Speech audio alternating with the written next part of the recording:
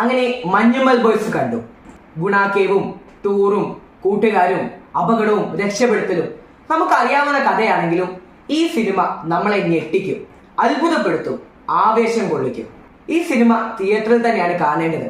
ചില രംഗങ്ങളും സംഭാഷണങ്ങളും ഒക്കെ വരുമ്പോൾ, ഒരുമിച്ചുള്ള കൈയടിയും മറ്റും വരുമ്പോൾ അത് ആ ഒരു ഫീല് നമുക്ക് തിയേറ്ററിൽ തന്നെയാണ് ലഭിക്കേണ്ടത്. തമാശകൾ കുറവാണ്, കൂട്ടുകാർ തമ്മിലുള്ള ഇമോഷൻസും ഒരുപാടൊന്നുമില്ല. എന്നാലും സൗബിനും ശ്രീനാഥ് ബാസിയും മറ്റെല്ലാവരും അടിപൊളിയാണ്.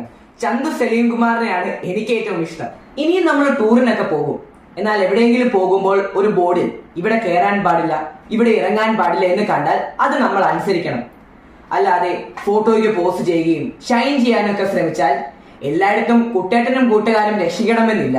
എന്തായാലും ഒന്നുറപ്പ്, ഗുണാക്കേവിൽ മഞ്ഞ പെയിന്റിൽ മഞ്ഞുമൽ ബോയ്സ് എന്ന് എഴുതിയത് അത്ര പെട്ടെന്നൊന്നും മലയാള സിനിമയിൽ നിന്നും ആയില്ല.